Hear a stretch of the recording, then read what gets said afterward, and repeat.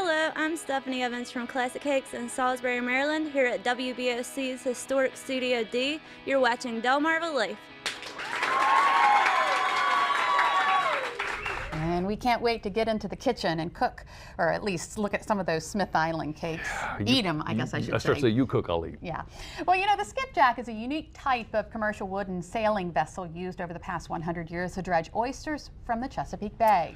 Now, launched in 1994, the Nathan of Dorchester is likely to be the last skipjack ever built to be a sailing dredge boat.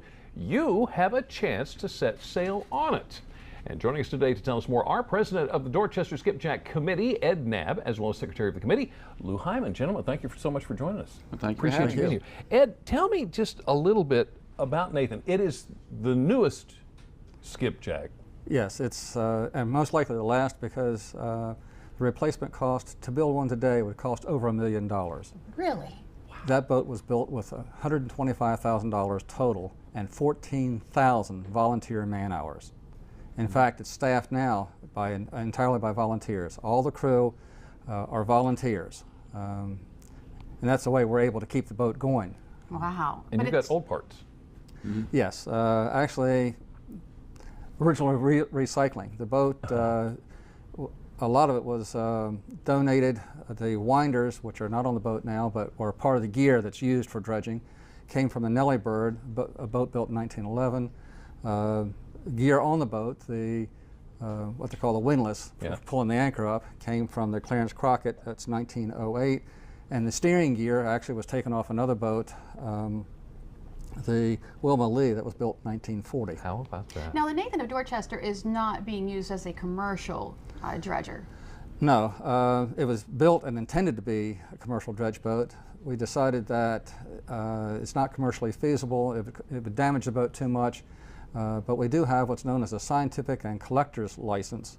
And on our trips, our 2-hour charters and our 2-hour public sails, we actually dredge, and it's a rather unique experience. We dredge under sail when we can.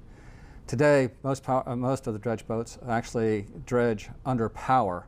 It's a law that was changed in the 60s so that the boats could survive. Now, this is something that we can experience personally, because you said you've got a public sale coming up this Saturday, right? Yes, most Saturdays during the summer, from end of April to 1st of November, we offer public sales. There are 2-hour sales. On Sundays, one Sunday a month, we have 2 1-hour sales. But on the 2-hour sales and the charters, we recommend the 2 hours. And you can, we take you out and do the dredging under sail and explain the process and explain the life of the oyster and what it's like to be a waterman. What it's like. So we have the details of, if you want to do the public sale coming up, that is Saturday, July 21st, this Saturday? Mm-hmm. Yes, and again, most Saturdays we miss some because of the boat being out of service or at some other events. But this Saturday you're going to be leaving from the Long Wharf in Cambridge. Right. And a couple of different ways to get information here, right? Tell me about the phone number and the email. Okay. Well, there's a phone number, 410-228-4141, and there's also the, I think it's up on your screen, the website. All right. Now, Lou, you're also the chairman of the Choptank Heritage Skipjack Race Planning Committee, right? Okay, tell us about that. Okay, this is the 15th year the race is being run. And we're one of only 2 races still left on the Chesapeake Bay where we bring all the existing skipjacks together to race, but really it's more like a good time to have a party. We do go out in the water and sail around. There is a Labor Day race down in Deal Island, and then there's our race, which is on the 22nd of September. Right. And this year it'll be in Cambridge. We sail off from Long Wharf with the race. And we also have a festival going on at Long Wharf that morning. So invite the public to please come on down. It's free. We'll have booths set up all over talking about the environment and the commercial aspects of sailing. And you can see all these beautiful boats, which you won't see anywhere else. And you can actually watch the races from the shore. That's right, because the advantage of our race is that it's on the Choptank River primarily. So from Long Wharf, from the new lighthouse, and from Great Marsh Park, you can watch the entire race and be able to photograph the boats as they sail by, and it's a really nice event for everybody. History and fun to boot. Ed, Lou, thank you so much for coming in to tell us about all this. Awesome stuff there.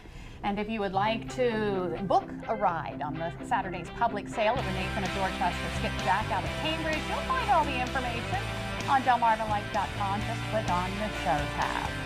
Still to come on Delmarva Life, the guessing game is almost over. You think you know where he is, really? I think I do. I'm still working on it. One more clue, and it's time for Brian to reveal where he is. Brian?